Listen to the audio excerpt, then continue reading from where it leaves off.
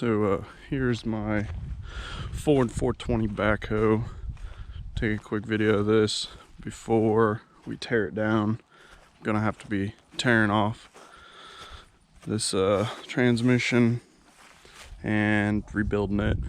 So that's gonna entail having to pull the hoe off, which it should break apart here, here, and then you just have two hydraulic lines there and a larger return line down there, and that should take the back hoe off. We'll have to pull the canopy off, which looks like it's just 4 bolts, and then I'll lift it off with the other tractor. I was contemplating leaving the bucket on. I'm not sure if I'm going to take it off or leave it on. I've heard a lot of people say that you can leave it on, but everyone that I've talked to says definitely take the hoe off. They said you can do it with it on, but it's a huge pain in the ass and you'll regret it.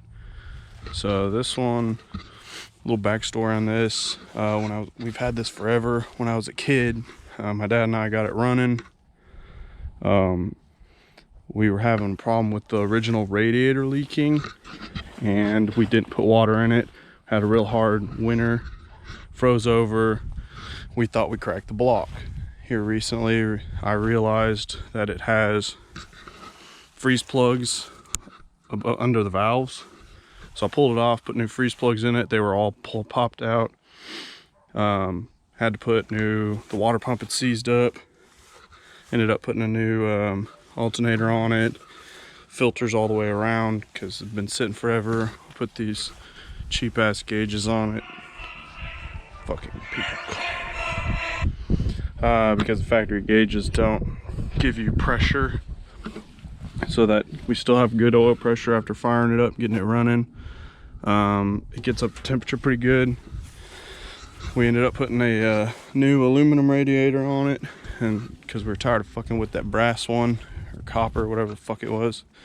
Couldn't keep it from leaking, and that was actually cheaper than buying a factory copper one. The only negative side about that one is it doesn't have, since this is the standard with a torque converter forward and reverse, it needs to be cooled.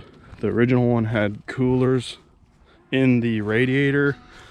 We couldn't find an aluminum one that did that, so I was able to go and get this transmission cooler off of like an older style Duramax and just run new lines to it, and that seems to work just fine. When we had it fired up, it pulled air through it pretty good, so I think it'll be more than enough for this application. Other than that, the motor runs good. I'm gonna put I think they're on the other side. There's a freeze plug back behind here.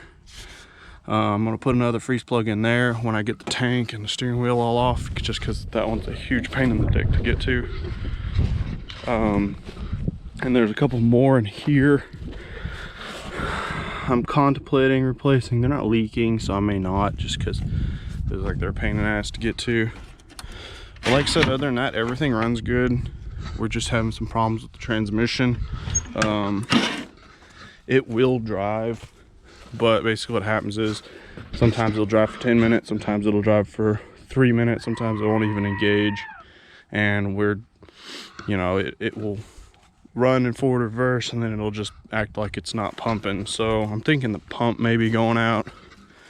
I'm not quite sure. We got a new pump, and we're just gonna go through the whole thing and just rebuild the whole thing. Everything, all seals get replaced, pumps, clutches, everything we can find to replace it, and hopefully that'll get us up running. We actually recently put new hoses on the boom. All the hoses on the boom are brand new with covers, with the exception of like these bigger supply and returns. I'm probably gonna try to replace those here in the near future, but not right now because they're fucking expensive, and I want to get the transmission running first. So, like I said, we're gonna try to take a video of us doing this whole build, and because there's not a lot of videos of this particular tractor or model, probably because there's not very many of them, but figure it may help someone somewhere and make a fun video. So hope you guys enjoy.